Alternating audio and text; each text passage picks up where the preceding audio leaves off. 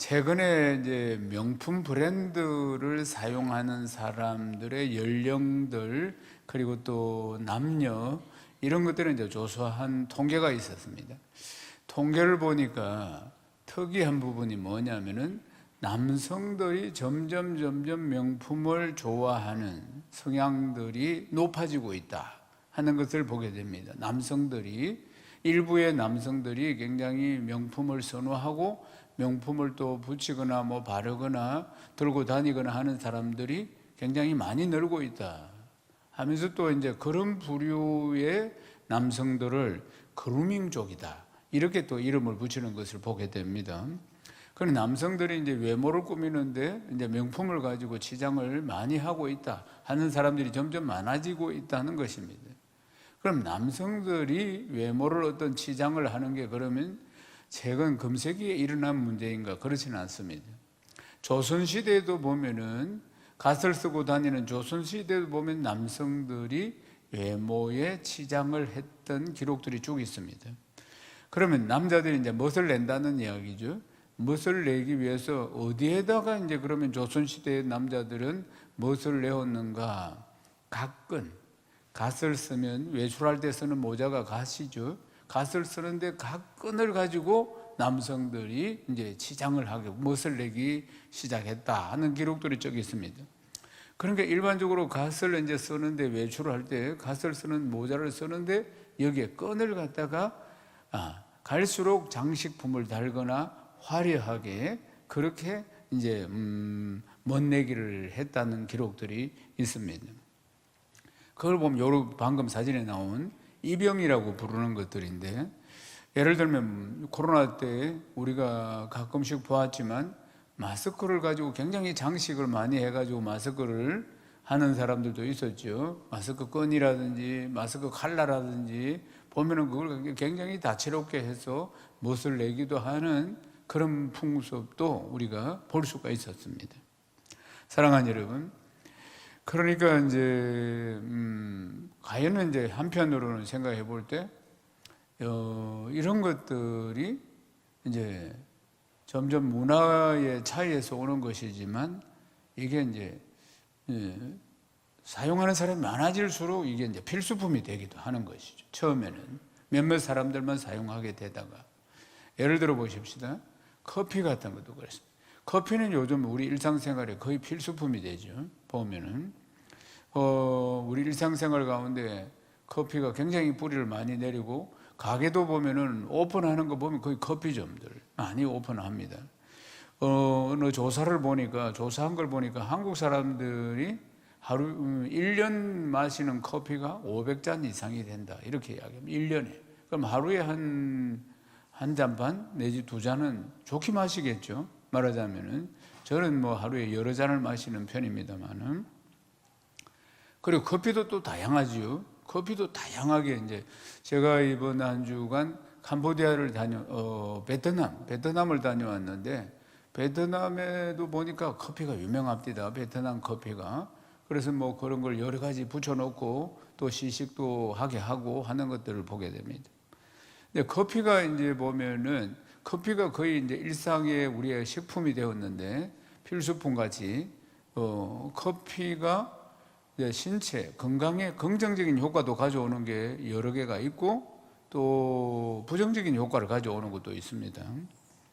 커피에 함유된 이 카페인이 그러니까 중추신경을 자극해서 그러니까 잠을 깨우기도 하고 또 뇌를 활성화시키기도 하고 일시적으로 이 카페인이 집중력을 높여주기도 하고 또 뇌의 능률을 높여주기도 하고 그리고 커피가 또 이제 일시적으로 피로도 해소시켜주고 또 에너지를 전환시켜주기도 하고 보면은 긍정적으로 보면은 또 파킨슨병이나 우울증 환자나 이런 사람들도 도움이 됩니다. 이 커피가 또 간질환 예방하는 데도 커피가 도움이 된다고 합니다. 또 당뇨병의 또 발병을 이렇게 낮춰주는 그런 데도 이 커피는 효과가 있다고 이야기합니다.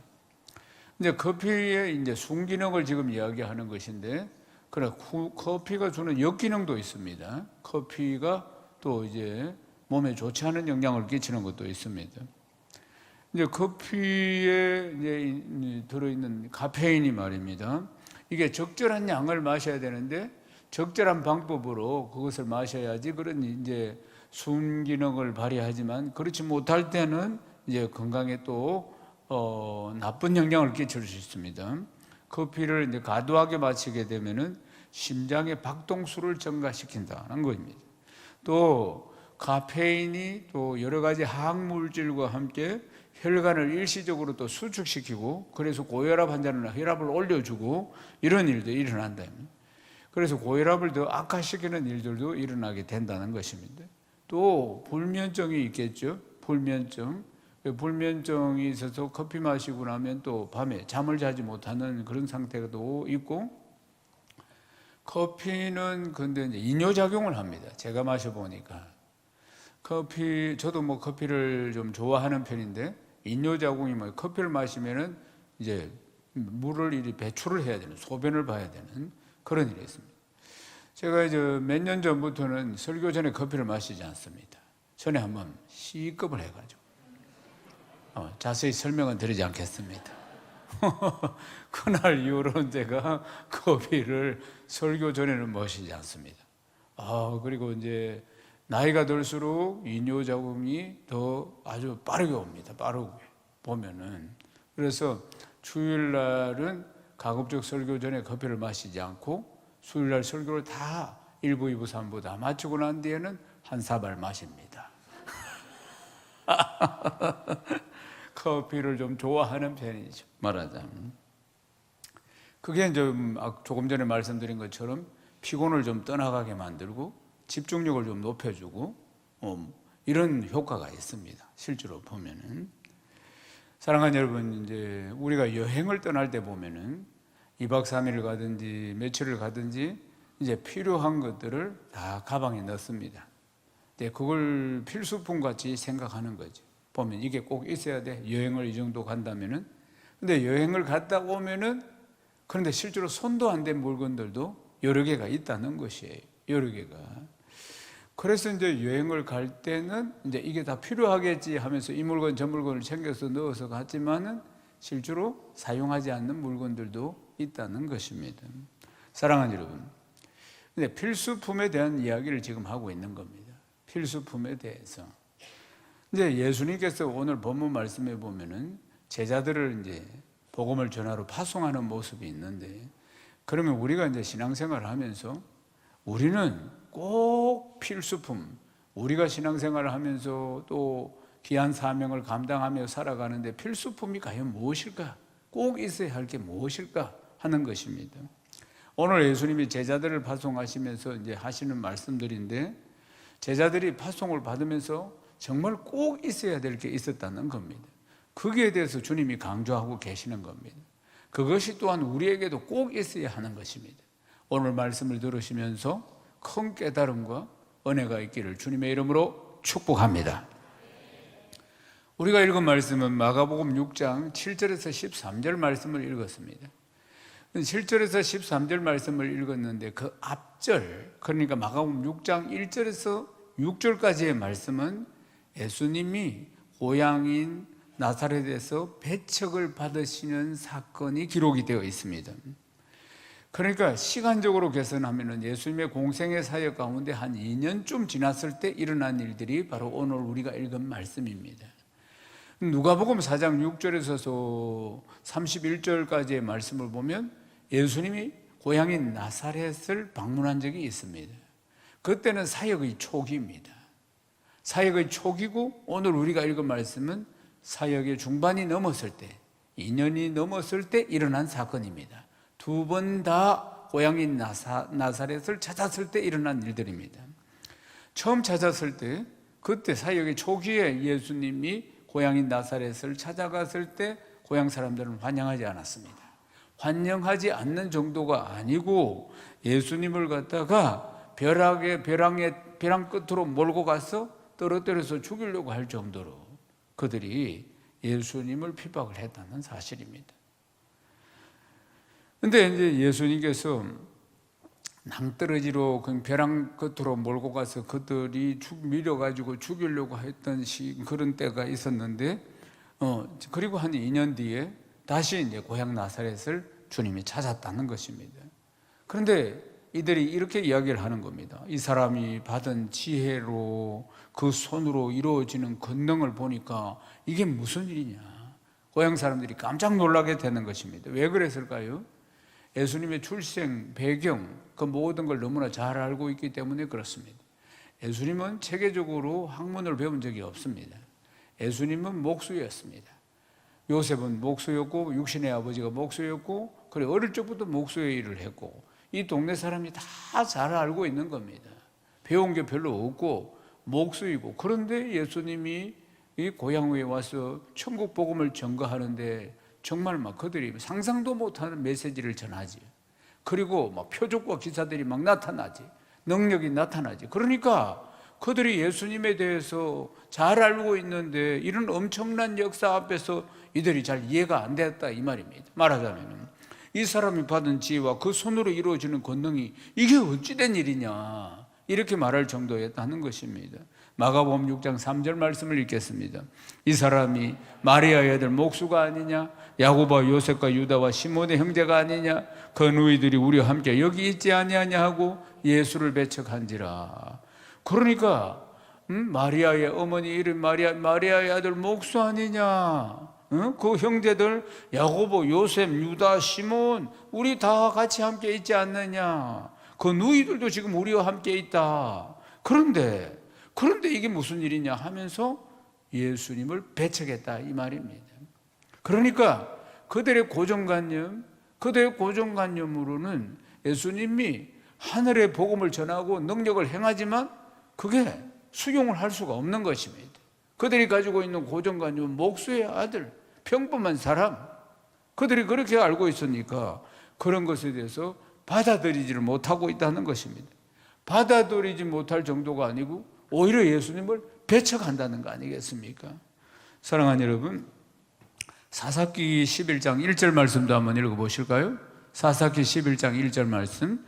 길르앗 사람 입다는 큰 용사였으니 기생이 길르앗에게서 낳은 아들이었고. 지금 입다를 폄하하는 말씀. 입다. 사사기 11장 입다에 대해서, 입다라는 사사에 대해서 뭐라고 해야 하냐? 입다의 출생 성분이 깨끗하지 않다 이 말이죠. 길르앗 사람 입다는 큰 용사였는데 기생이 길르앗에서 낳은 아들이다. 누가 낳았다 이 말이에요. 그 어머니가 어떤 사람이다 이렇게 이야기하는 것은 지금 폄하, 깎아내리려고 하는 이야기라 그 말입니다. 깎아내 의욕적으로, 의도적으로 모욕을 하는 표현이지 말하자면. 그러면 예수님에게도 똑같이 표현했죠. 방금 우리가 읽은 마가복음 6장 3절에 보면 이 사람이 마리아의 아들 목수 아니냐, 아무것도 아니다 이 말이지. 마리아의 아들 목수다 이 말. 평범한 마리아의 아들 목수라고 이렇게 이야기를 하는 겁니다. 그러니까 입다라는 사사를 폄하하듯이 출생 성분이 별로 자랑할 게 못 된다. 그것도 예수님도 출생 성분이 별로 자랑할 것이 못 된다. 명문 가문이 아니고 평범한 목수의 아들이야. 이렇게 지금 이야기하는 겁니다. 의도적으로 모욕하고 폄하하는 것이. 마가복음 6장 4절 말씀 또 읽어봅시다. 예수께서 그들에게 이르시되 선지자가 자기 고향과 자기 친척과 자기 집 외에는 존경을 받지 못함이 없느니라 하시며. 그러니까 예수님이 이 말씀을 인용을 하는 것입니다. 선지자가 고향에서는 환영을 받지 못하고 배척을 받는다. 그와 같이 나도 이렇다. 이렇게 말씀하시는 것이에요.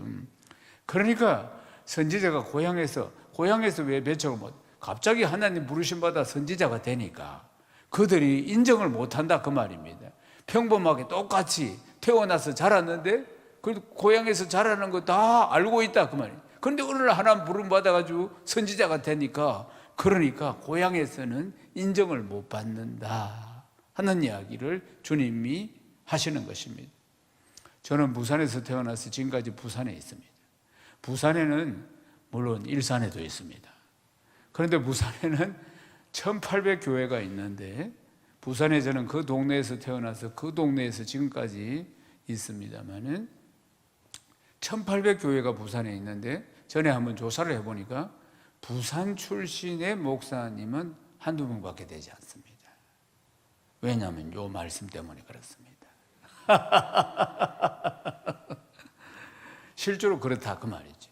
성장하는 걸 다 보고 그런데 어느 날 짜잔 하고 이렇게 나타나면은 별 인정을 못 받는다 그 말. 그래서 다들 떠나는 거예요. 부산에 안 있습니다. 고향이 안 있다 이 말이에요. 다 떠나서 타지에서 다 목회를 하고 온 분들도 다 타지에서 오신 분들임을 볼 수가 있습니다.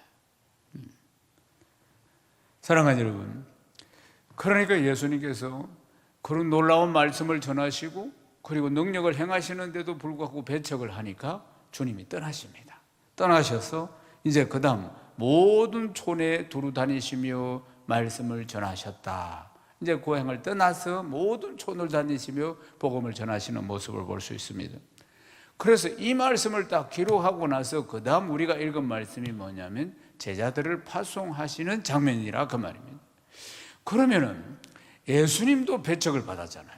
그것도 고향에서 표적과 기사와 능력을 행하시는데도 불구하고 배척을 당했는데 그 말씀을 앞에 기록하고 지금 제자들을 복음 전하도록 파송하시는 장면이 있는 이유가 뭘까? 그것은 복음을 전하며 사는 삶이 힘든 삶이라는 겁니다. 말하자면 언제든지 배척을 받을 수 있고 시기 질투를 받을 수 있고 방해를 받을 수 있다는 것입니다. 예수님도 이렇게 받으셨는데 하물며 그러니까 제자들을 파송하시면서도 각오를 해야 된다 이런 의미에서 이 기사가 먼저 앞에 나오게 된 것입니다. 사랑하는 여러분, 얼마 전에 5월 27일 날 벨라루스라는 나라에서 이런 일이 있었습니다. 벨라루스라는 나라는 유럽 동부 끝에 있는 나라입니다. 러시아와 접경에 있는 나라인데 벨라루스라는 나라에서 70대 남성인 드로기친스키라는 분이 지역 공원에서 복음을 전했습니다. 교회 성도들과 함께 같이 찬양하면서 그리고 전도했습니다. 그런데 전도지를 나눠주고 있는데 경찰차 2대가 급히 왔습니다.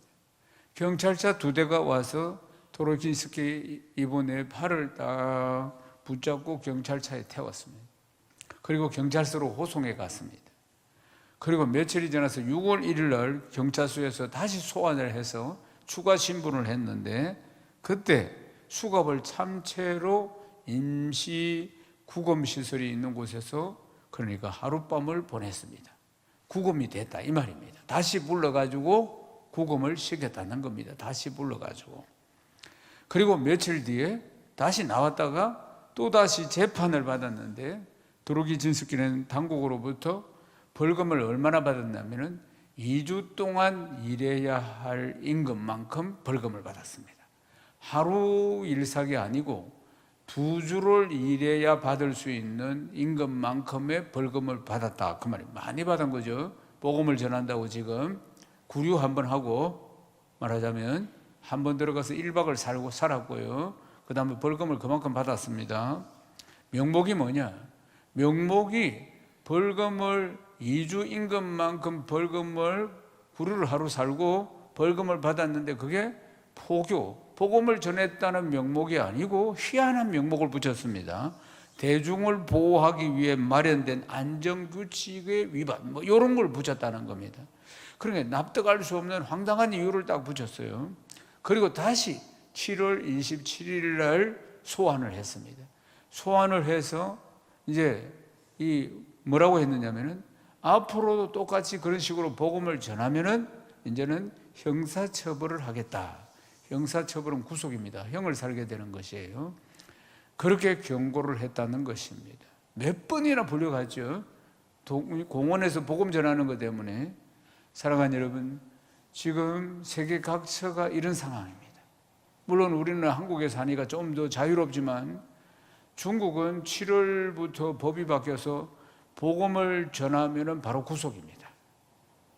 그리고 인도 우리 선교센터에 있습니다.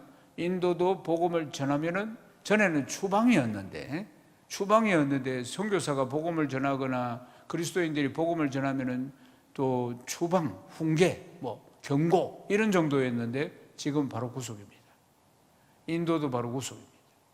그리고 중국도 구속입니다. 브라디보스톡도 역시 마찬가지입니다. 근데 브라디보스톡, 인도 다 우리 선교센터가 있는 곳입니다. 실제로 갈수록 점점 자유롭지 못합니다. 우리나라도 역시 마찬가지입니다. 우리나라는 복음을 전한다고 해서 뭐 이렇게 강압적인 뭐 어떤 그런 물리적인 일을 당한 거라 이런 건 아니지만 우리가 코로나를 3년 반 동안 지나가면서 많은 열정과 그 신앙에 대한 야성들이 많이 사라졌다는 사실입니다. 예를 들어 보십시다. 코로나가 끝나고 나서 이제 거의 5년 만에 지난 8월에 성교 한국 대회가 열렸습니다. 성교 한국 대회는 굉장히 유명한 대회거든요. 성교 한국 대회는 1988년부터 열렸는데 청년 대학생들을 대상으로 해서 성교의 비전을 심어주고 헌신하도록 만들어주는 대회입니다.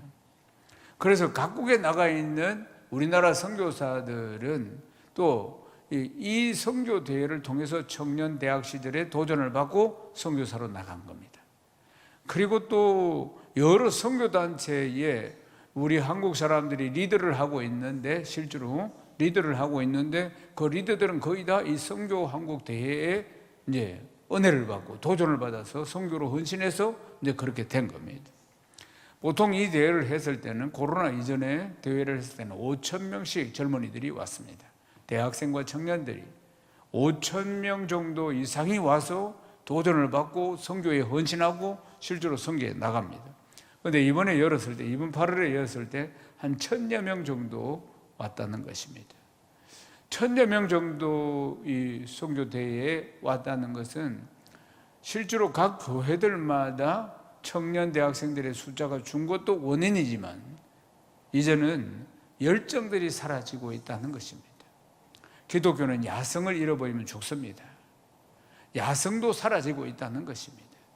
코로나 동안에 기도 못하게 하고 예배 못 드리게 하니까 그러니까 점점 열정과 야성이 사라지고 그리고 또 온라인으로 예배를 드리면서 더 열정과 야성이 사라지는 거 아니겠습니까? 우리 한국 사람들이 부르짖고 기도하는 것이 하나님 주신 특별한 은혜입니다. 응? 너는 내게 부르짖으라. 주님이 그렇게 말씀하셨어요. 그러면 크고 기이한 비밀을 너희에게 알려주리라. 한국 사람들의 주여 삼창하고 부르짖고 기도하는 것은 얼마나 대단한지 모릅니다. 그런데 코로나 상황에 모이지 못하게 하고 그 뒤에는 온라인으로 예배를 드리는데 층간 소음 때문에도 문제가 되는데 어떻게 아파트에서 부르짖고 기도할 수가 있겠습니까? 그러니까 야성이 사라지고 영성이 사라지고 열정이 사라져서 이제 1,000명도 채 모이지 않는 그런 집회가 되었다는 거 아니겠습니까? 사랑하는 여러분, 1988년 이후에 우리나라 여행 자유화가 됐어요. 여행 자유화가 되면서 뭐 많은 공산권이나 여러 곳에 우리나라 선교사들이 많이 나갔습니다. 그날 이후로 선교사들이 얼마나 많이 나갔는지, 그러니까 거의 한 35년의 세월이 지금 지나가는데 선교사 파송 국가로서 우리가 2위입니다. 우리가 두 번째로 전 세계 선교사를 많이 파송한 나라가 되었다 그 말입니다. 그리고 많은 국제 선교단체의 리더를 우리 한국 선교사가 맡고 있다는 겁니다. 35년 전, 이제 35년의 세월이 흐르면서 이제 우리가 이 선교의 열정도 추락을 하고 있고 선교의 야성도 추락하고 있는 모습들을 볼 수가 있습니다. 교회 안에도 역시 마찬가지입니다. 이 코로나의 영향으로 많은 열정과 야성들이 사라지고 있음을 보게 됩니다. 그러면 우리나라만 그렇는가? 그렇지 않습니다. 제가 여러 나라를 다녀보니 다 그렇습니다. 대만도 그렇고 베트남도 그렇고 곳곳에 다 보면은 자유로운 국가인 대만도 역시 지난주에 대만에 가서 컨퍼런스를 했죠. 그래 보니 많은 야성과 열정들이 아주 사라진 것을 볼 수가 있습니다. 사랑하는 여러분, 그래도 우리가 해야 할 일은 주님이 마지막 명령하신 가서 너희는 모든 민족을 제자를 삼아라, 복음을 전해라, 때를 얻든지 못 얻든지 복음을 전해라, 온 천하 만민에게 복음이 전거되면 내가 그날 주님 오신다고 말씀하셨습니다. 그러므로 우리는 결코 이 복음 전하는 일들을 포기할 수가 없는 것입니다. 그렇다면 열정과 야성이 사라지고 있는 이 시대에 우리가 어떻게 해야지 우리의 본분의 이 귀한 사명을 잘 감당할 수 있을까 하는 것입니다. 사랑하는 여러분, 우리가 항상 기억해야 될 것은 전도와 선교는 내 힘으로 하는 것이 아니라는 것입니다. 내 힘으로 하는 것이 아닙니다. 그렇다면 우리가 내 힘으로 하는 것이 아닌 이 전도와 선교에서 우리가 준비해야 될 것이 무엇인가? 마가복음 6장 7절 말씀을 크게 읽겠습니다. 12제자를 부르사 둘씩 보내시며 더러운 귀신을 제어하는 권능을 주시고, 주님께서 제자들을 파송하시는데 둘씩 보내시면서 더러운 귀신을 제어하는 권능을 주셨다고 말씀하셨습니다. 사랑하는 여러분, 이 권능을 주신 분은 하나님이십니다. 주님이 우리에게 권능을 주신 것이에요. 가서 복음을 전하기만 하면 귀신들이 떠나고 병든 자가 일어나는 그런 역사가 일어나게 하시는 분은, 그 능력을 주시는 분은 주님이십니다. 전도 누가 하십니까? 주님이 하시는 것입니다. 우리는 그저 복음을 전할 뿐이고 그 복음을 따라서 역사하시는 분은 성령이시라는 것입니다. 사랑하는 여러분, 믿습니까? 사도행전 13장 48절 말씀도 읽어봅시다. 이방인들이 듣고 기뻐하여 하나님 말씀을 찬송하며 영생을 주시기로 작정된 자는 다 믿더라. 안디옥 교회 최초의 이방인들의 모임 교회, 이 안디옥 교회입니다. 안디옥 교회는 큰 부흥이 일어났습니다. 초대교회 때 가장 큰 부흥이 일어난 교회가 안디옥 교회입니다. 이 안디옥 교회는 선지자들과 교사들이 있었는데 바나바와 니게르라는 시몬과 구레네 사람 루기오와 분봉왕 헤롯의 맏동생 사울, 이런 쟁쟁한 인물들이 있었습니다. 그런데 성령께서 이런 쟁쟁한 인물들 중에서 첫 번째 선교사로 바나바와 사울을 따로 세우신 것입니다. 그래서 두 사람에게 안수해서 선교사로 파송을 하게 됩니다. 첫 번째 선교사가 바울과 바나바였다, 그 말입니다. 바울과 바나바가 성령의 보내심을 받아서 실루기아로 내려가서 배를 타고 구브로에 가서 살라미에 갑니다. 거기서 유대인의 해당에서 복음을 전가합니다. 그리고 바보에서 복음을 전하고 밤빌리아에 있는 버가에서 또 복음을 전합니다. 또 비시디아 안디옥에 있는 해당에서 복음을 전하고, 그때 유대인과 유대교에 입교한 경건한 사람들이, 그런 사람들이 많이 이제 예수를 믿게 되고 바나바와 바울을 따르게 됩니다. 그리고 그 다음 안식일에도 바울이 선포하는 말씀을 듣기 위해서 수많은 사람들이 해당으로 몰려오게 됩니다. 그래서 복음의 말씀을 들으면서 수많은 유대인들이 은혜를 받기 시작합니다. 수많은 무리들이 몰려오게 되니까 유대인들이 시기 질투를 하기 시작합니다. 그래서 시기 질투를 하기 시작하면서, 그리고 핍박을 본격적으로 이제 하기 시작합니다. 이 핍박을 피해서 사도 바울은 이제 이방인을 향해서 또 복음을 전하기 위해서 나아가게 됩니다. 그때 이제 이방인들이 듣고, 이 복음을 듣고 기뻐하여서 하나님 말씀을 찬송하고 영생을 주시기로 된 자는 다 영생을 받고 예수를 믿게 되더라 하고 성경이 말씀하고 있습니다. 그러면서 주님의 말씀이 두루두루 온 지방으로 퍼져나가기 시작했다는 것입니다. 사랑하는 여러분, 반드시 복음을 전하면 시기질투가 있다는 걸 기억해야 합니다. 복음을 전하면 핍박도 받고 100배의 축복을 받을 것이라고 말씀하지 않습니까? 그러므로 우리가 복음을 전한다, 핍박이 있을 것이다, 박해가 있을 것이다 하는 것을 미리 예상을 잘 하고 있어야 합니다. 그러면서 우리가 준비해야 할 것이 무엇인가? 우리는 강력한 믿음으로 무장되어야 하는 것입니다. 마가복음 6장 8절에서 9절 말씀을 읽어보십시다. 명하시되 여행을 위하여 지팡이 외에는 양식이나 배낭이나 전대의 돈이나 아무것도 가지지 말고 신만 신고 두벌 옷도 입지 말라 하시고. 사랑하는 여러분, 제자들이 이제 둘씩 짝을 지어서 전도 여행을 떠나게 됩니다. 우리도 여행을 갈 때, 제가 오늘 말씀을 시작할 때 이것저것 많이 가져가지 않습니까? 필요할 거라고 보고 다 가져가지. 지금 보면은 여행을, 지금 전도 여행을 떠나게 되는데, 그런데 이들이 이제 필요한 게 뭐 지팡이, 양식, 배낭, 전대, 돈도 좀 있어야 되고, 그리고 옷도 갈아입어야 되니까 있어야 되고, 신발도 바꿔서 신어야 되니까 있어야 되는데, 그런데 다 가져가지 마라. 주님이 이렇게 말씀하시는 것입니다. 다 가져가지 마라. 분명히 여행에 필요한 건데, 그런데도 가져가지 말라고 주님이 말씀하십니다. 왜 가져가지 말라고 한 걸까요? 그것은 전적으로 주님만 의지하라는 것입니다. 아멘이십니까? 돈도 여비도 가져가지 말았습니다. 여비도 가져가지 말아요. 전적으로 주님만 의지해라는 뜻입니다. 그런 걸 다 가지고 가지 말라고 하는 것은, 그러니까 복음을 전하는데 주체가 누구냐면은 주님이십니다. 이 사실을 분명히 알게 하고자, 주님이 주시는 능력으로 먹고 주님이 주시는 능력으로 복음을 전한다는 사실을 확실히 깨닫게 하고자 가지고 가지 마라, 이렇게 말씀하셨다는 것입니다. 사랑하는 여러분, 우리가 2023년을 살아가면서 주님이 주시는 생명을 다하는 그날까지 우리도 때를 얻든지 못 얻든지 복음을 전해야 합니다. 우리 가족 중에서 제일 먼저 예수를 믿게 된 것은 내 가정을 다 구원하는, 내 가정뿐만 아니라 내 가문을 다 구원해내는 선교사로 파송을 받았다는 걸 기억해야 합니다. 사랑하는 여러분, 그러면 우리가 평생에 복음을 전하면서 살아가는데 이것도 필요하고 저것도 필요하겠죠. 그러나 주님은 그것이 아니라고 이야기합니다. 우리가 평생을 복음을 전하면서 살아가는데 제자들에게 두벌로, 전대의 돈, 여벌의 신발, 양식 다 가져가지 말라고 말씀하셨습니다. 사랑하는 여러분, 주님이 하십니다. 우리에게 필요한 것은 전적인 주님을 신뢰하는 믿음인 것입니다. 그걸 가져가야 한다는 사실입니다. 전적으로 우리 주님을 신뢰하는 믿음을 가지고 가야 한다는 사실입니다. 뉴욕에 브루클린의 성막교회라는 교회가 있습니다. 이 유명한 교회인데 뭐가 유명하냐면 성가대가 500명입니다. 성가대가 500명인데 이 500명의 성가대로 유명하다. 그러면 500명의 성가대가 그러면 찬양과 이 화음을 굉장히 막 아주 잘해서 유명한 교회가 되었는가? 이게 아닙니다.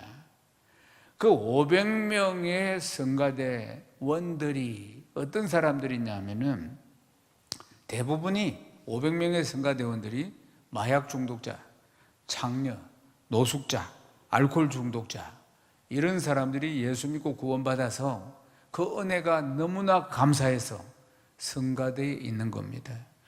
그 목사님이 누구냐면 담임 목사님이 짐 산발라라는 목사님인데 이분이 마약 중독자, 장녀, 그리고 알코올 중독자, 노숙자 한 사람씩 전도를 한 겁니다. 한 사람씩 전도를 해서 그래서 회심을 시켜서 새 사람을 만들어 놓은 겁니다. 중독자는 전문가도 어렵습니다. 알코올 중독 어렵습니다. 마약 중독 어렵습니다. 그런데 이 목사님이 사명을 가지고 한 사람씩 전도를 해서 진짜 그 중독에서 벗어나게 하고 하나님의 은혜로 새 사람 만들어서, 그러니까 이 사람들이 새 사람이 되니까 너무나 은혜가 감격해서 그렇게 하나님을 찬양하고 싶은 거예요. 그래서 성가대에 다 세웠던 겁니다. 그러니까 이들이 드리는 찬양은 아주 고품격의 사부음이 착 잘 맞는 이런 찬양 아닙니다. 이 찬양의 어떤 기술이 아주 뛰어난 그런 찬양도 아닙니다. 그들의 찬양은 그냥 눈물 없이 들을 수 없는 은혜가 넘치는, 그들이 전부 새 사람이 되어서 기적같이 다시 태어나서 하나님을 찬양하는 온 마음을 다한 정말 진정 어린 찬양, 이 찬양을 드리기에 그들의 신앙이 찬양으로 고백되어지는, 사랑하는 여러분, 그래서 이 찬양대 500명이 유명한 것입니다. 누가 이렇게 하셨습니까? 하나님이 하신 것입니다. 아멘이십니까?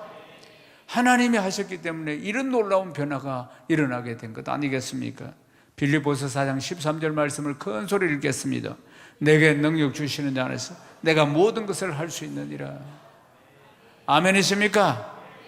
내게 능력 주시는 자 안에서 내가 모든 것을 할 수 있다. 이 앞에 말씀이 어떤 말씀이냐? 사도 바울이 비천에도 처하고, 그리고 또 궁핍에도 처하고, 때로는 풍부에도 처하고, 또 건강할 때도 있고 아플 때도 있고, 그러니까 부유할 때도 있고 빈곤할 때도 있고 배부를 때도 있고 배고플 때도 있었고, 그런데 언제나 한결같이 상황이 좋든지 나쁘든지 한결같이 자기가 한결같이 대처해 나갈 수가 있었다.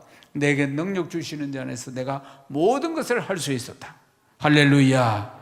사랑하는 여러분, 우리가 형편이 좋을 때도 있고 나쁠 때도 있고 건강할 때도 있고 병들 때도 있고 기쁠 때도 있고 슬플 때도 있는데 예수를 믿는 것은 슬플 때, 안 좋을 때, 아플 때나 기쁠 때나 좋을 때나 잘 나갈 때나 항상 한결같다 이 말입니다. 아멘이십니까? 이게 능력이라는 것입니다. 이런 것에 대해서 방해를 받지 않는다. 내 신앙이, 내 삶이. 그 능력을 누가 주시는가? 내게 능력 주시느냐 해서 내가 모든 것을 할 수 있느니라. 이 능력을 받으시기를 주님의 축원합니다. 아멘이십니까? 마가복음 6장 10절 말씀을 읽어보십시다. 또 이르시되 어디서든지 누구의 집에 들어가 그곳을 떠나기까지 거기 유하라. 복음을 들고 어디든지 가야 한다고 말씀하고 있는 것입니다. 어디든지, 동서남북 어디든지 우리가 때를 얻든지 못 얻든지 또 복음을 전하고 행복 모임을 어디든지 가서 열어야 할 줄로 믿습니다. 마가복음 6장 또 11절 말씀도 읽어보십시오. 어느 곳에서든지 너희를 영접하지 아니하고 너희 말을 듣지도 아니하거든 거기서 나갈 때 발 아래 먼지를 떨어버려 그들에게 증거를 삼으라 하시니, 때로는 반기지 않고 때로는 영접하지 않는 사람들도 있을 것인데 미련을 가지 말라고 합니다. 미련을 가지지 말고 발에 먼지를 털어버리고 또다시 복음을 전하러 나아가야 한다는 사실입니다. 상심하지 말고 지치지 말고 또다시 또 새로운 곳을 향해서 전진해야 합니다. 마가복음 6장 12절에서 13절 말씀 또 읽어봅시다. 제자들이 나가서 회개하라 전파하고 많은 귀신을 쫓아내며 많은 병자에게 기름 바르라 고치더라. 사랑하는 여러분, 우리는 복음을 전하기만 해도 귀신이 떠나가고 병자가 고침받고 눌린 자가 해방되고 가난한 자가 부욕해 되고 포로된 자가 자유케 되고 눈먼 자가 보게 되고 눌린 자가 해방되는 복음의 능력이 나타나는 줄로 믿습니다. 우리는 그저 전할 뿐인데 주님이 하시는 것입니다. 성령께서 하시는 것입니다. 사랑하는 여러분, 우리가 평생 해야 할 일이 복음을 전하는 것입니다. 우리에게 귀한 사명을 주셨습니다. 우리 가족들을 다 살리고 우리 가문을 다 살리고 내가 살고 있는 내 지역을 살리고 민족을 살려야 합니다. 열방을 살려야 합니다. 이 일을 하는 데 있어서 지팡이도 양식도 전대의 옷도 옷가지도 신발도 다 필요 없다고 하지 않습니까? 오로지 우리가 필요한 것은 주님을 신뢰하는 믿음입니다. 나를 통해서 일하실 그분을 신뢰하는 믿음입니다. 이것이 우리에게 필요한 것입니다. 주님은 우리를 통해서 일하시기를 원하십니다. 우리를 평생 선한 도구로 서시기를 원하신다는 것입니다. 바울의 고백을 우리가 다시 한번 입술로 고백하고 있습니다. 빌립보서 4장 13절입니다. 내게 능력 주시는 자는 내가 모든 것을 할 수 있느니라. 모든 것을 할 수 있습니다. 아멘이십니까? 그분이 우리에게 능력을 주시기 때문입니다. 믿습니까?